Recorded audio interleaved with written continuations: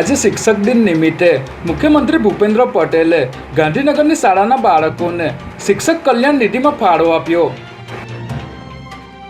શહેરમાં રખડતા ઢોર પકડવા જતી ટીમની માહિતી વોટ્સએપ દ્વારા પશુપાલકો સુધી પહોંચાડાતી હોવાની આસિસ્ટન્ટ કમિશનરે ફરિયાદ કરી। સાયબર ક્રાઇમે અમદાવાદના 66 વર્ષના સિનિયર સિટીઝનના સાયબર ફ્રોડમાં ગુમાવેલા 35 લાખ પરત અપાવ્યા।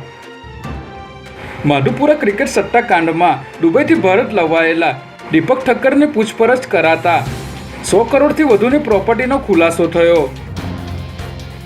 મકરબામાં કરોડોની જમીન પચાવી પાડવાના કેસમાં રજિસ્ટ્રાર ઓફિસના સ્ટાફની સંડોવણીની શક્યતાને આધારે તપાસ શરૂ કરાઈ।